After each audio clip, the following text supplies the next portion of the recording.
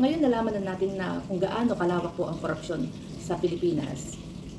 At tayo pinakinggan ng ating Pangulo at gumagawa po siya ng aksyon. Bakit tayo nagagalit? Bakit tayo nagagalit na pinakinggan tayo ng Pangulo doon sa malawakang korupsyon na isinusumbong natin sa kanya? Ang ginawa niya is nagpa-imbestiga pa siya, gumawa pa siya ng isang agency, ICI, inutusan niya ang bawat ahensya, NBI, DILG, Senate, Congress na mag-imbestiga rin. At humingi siya ng tulong sa atin para tumulong. Makahanap po ng mga ebidensya at kung ano pa man yung mga korupsyon na nangyayari doon sa mga bayan na hindi niya nalalaman. So ngayon, pero nagrereklamo pa rin tayo, pinapakinggan na tayo ng Pangulo at gumagawa siya ng aksyon. Kung maaalala po natin noong nakaraang administrasyon, tuwing nagsasabi tayo ng korupsyon sa Pangulo, hindi tayo pinakikinggan, bagkus nagagalit pa si Digong. Kung maaalala ninyo kay Manny Pacquiao, ibinunyag niya kung gaano kalawak ang korupsyon na mas matindi pa sa drugs, ang korupsyon sa Pilipinas during Duterte administration. Gusto niya makipag-usap kay Duterte that time. Kumukuha siya ng appointment pero binabaliwala. Busy daw, busy. Ayaw siyang pakinggan. So inilabas niya yung kanyang nalalaman sa interview. So napanood po natin yan sa social media na kung gaano po kalawak ang korupsyon that time sa gobyerno. Ano ang sabi ni Digong sa kanya? Nagalit. Bigyan mo ako ng listahan. Kapag hindi ka nakapagbigay ng listahan sa akin, ituro mo sa akin kung sino ang corrupt, sisiraan kita sa mga tao para hindi ka na manalo dahil gusto mong kumandidato bilang presidente, di ba? Sabi niya. Bagkus nagalit siya na kapag hindi siya nakapaglabas ng listahan ng mga corrupt at hindi niya naituro, babalikan siya. Aaraw-arawin siyang siraan ni Duterte. Yun ang sabi ni Digong that time. So isipin nyo ha, syempre ikaw matatakot ka. Hindi ka naman kasi pwedeng basta magtuturo. Kailangan mo mag-imbestiga muna kasi kapag mali po ang proseso, pwede kang balikan. Di ba? Yung pwedeng ka nang urakot ka. Yung kagaya ni sinasabi ni Inday Sayad na one day lang, one day matatapos, magtuturo ka? Pag mali ang proseso, pwede kang balikan. Masisira, hindi mo sila mapapakulong din. Masasayang lamang. Ang hindi dapat ginagamit ang tapang, dapat utak, di ba? Para hindi ka maisahan. So, yun ang nangyari. So, biglang tumahimik na lang. Hindi sila, si Pacquiao that time, hindi po siya nakakuha ng suporta. Walang investigasyon na nangyari. Bagkus tinakot lang siya ni Digong. Pangalawa, yung kay Isko Moreno, during pandemic. O, di ba? Humihingi po siya ng mga gamot para sa mga tao dyan sa Manila. Dahil wala pong gamot during COVID. Ano po ang ipinadala? Anong pinadala? Face shield na plastic. Yung galing sa Parmali, yung how many billions po ang binili nila, di ba? 42 billion yata, nasayang lamang. Bukod sa nasayang, overpriced pa. At hindi naman kailangan, kahit po sa ibang bansa walang nag-face shield. No, hindi siya necessary. Pero hindi ko alam bakit binili alam na natin kung bakit nila binili, di ba? Michael Yang, tapos Bongo, di ba? So, during pandemic, ninakawan pa tayo. Ano ang sabi ni Digong kay Isko? Pinopolitika lang daw siya ni Isko. Pinopolitika ni Isko. Actually, I don't like Isko. For your information po, I don't like Isko. Pero that time kasi mayor siya. And kailangan ng gamot ng mga kababayan niya. Pero ang pinadala po, face shield, kaya masama ang loob niya. Kailangan namin ng gamot ora mismo. Ilang linggo na kaming naghihintay sa gamot. Walang gamot.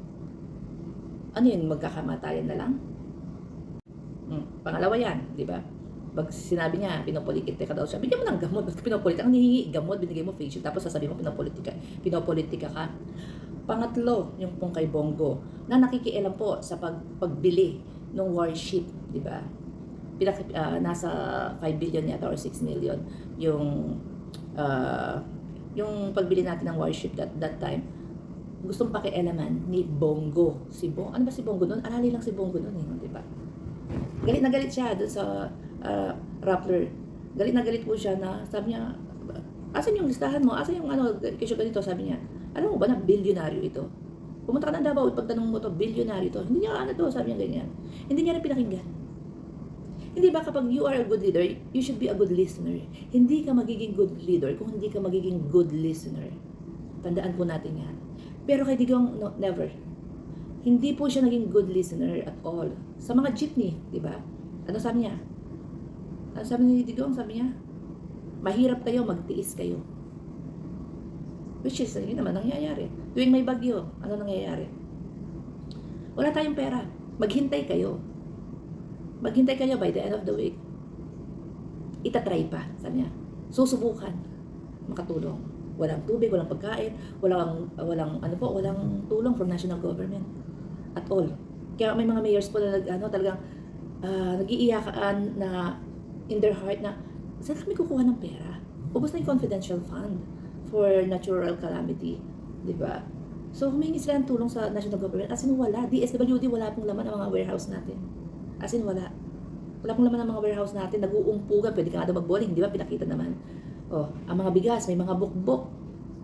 Ano pa ang payo ng DSWD? Iniluto niya pa, kinain niya sa harap ng media. Pwede na ligtas naman daw yung may bukbok. Tama ba yun? Nakapag-repack po ng mga boxes sa DSWD, ilan lamang? 5,000 lamang po ang nakumpleto nila. Dahil wala. Walang laman ang mga warehouse natin sa NFA. Ganon po kahirap. Ganon, hindi siya nakikinig. Talagang ang hirap ng buhay doon po sa iba that time. At hindi siya bumababa ng Malacanang. Hindi siya lumalabas ng Malacanang, not same like PBBM. Ngayon nga wala pang 24 hours nandiyan na sa PBBM. Wala pang 24 hours nandiyan na ang tulong. Pero nagre-reklamo pa rin ng tao, di ba? Ito po, panoorin natin. Bongo intervenes in the 15 billion. Okay, the idea he can intervene. Where is his signature? Where is your statement? And where is your even a point of reference? Kumandata, ang dami na talaga kita sa akin. But alam mo, hindi ako mag-ibang puro bilyonaryo to. Sa totoo lang. Putangin na ba? Tanong niya kung sino yan. I'm challenging him. Ituro mong opisina na corrupt. Do it, because if not, I will just tell the people, do not vote for Pacquiao because he is a liar. Hamon yan ng Pangulo kay Pacquiao na giniit kamakailan na gusto niyang wakasan ng korupsyon sa gobyerno. Sakaling kumandidato siyang Pangulo. Sa programang Ted Fire at DJ Chacha sa Radyo 5, sinabi ni Pacquiao na mas malaking problema ang korupsyon kaysa illegal na droga. Sa ngayong rupa, sa ano ang inyong impormasyon? Anong alam nyo? Saan pa rin talamak ang korupsyon sa bansang ito? Alam mo, grabe, systematic talaga ang korupsyon dito sa ating bansa. Hindi lang sa elected officials, kundi lahat ng mga appointed o government officials na nandyan. Kung kilala naman daw pala ni Pacquiao ang mga korap sa gobyerno, maglabas daw ng listahan ng senador. Dahil kung hindi, Pag hindi mo nagawa yan, araw-arawin kita, I will expose you as a liar. Kakalabanin kita panahon ng eleksyon. Pag hindi, I will just be another son of a playing politics. Wala ka namang sinabi noong all these years, puro ka princess ng princess akin. Tapos ngayon, sabihin mo corrupt. kung meron man daw mga opisyal na korap, malamang mga trabahador daw yan noong pang panahon na dating Pangulong Noynoy Aquino at Gloria Arroyo. Kausap ng bingi. Ang hirap kausap ng bungol. Puro kay plastic. Oy, di ba plastic yung face shield? Gamot at hindi face shield ang panawagan ni Manila Mayor Isko Moreno. Gumastos daw ng bilyong-bilyong piso sa face shield pero wala namang gamot. Huwag din daw ipangsalag ang politika sa problema ng bansa. Kapag daw kasi napagsasabihan, kapag binibigyan ng suggestion, kapag nangihingi ng gamot, ang banat agad namumulitika. Hindi po ito politika, bingi lang po kayo. Huwag kayong maganda sa eleksyon. Kayo naghahanda sa eleksyon, makapabintang kayo. Huwag kasi. Hindi naman kami takot sa inyo eh. Ilan lang yan sa mga manghang na banat ni Mayor Isko, kasunod ng sinabi ng palasyo na namumulitika lang siya, kaya pinupuna ang administrasyon. Diretsa ang panawagan ngayon ni Yorme kay Pangulong Duterte. Mr. President, tanggalin nyo yung mga taong walang malasakit sa kapwa niya.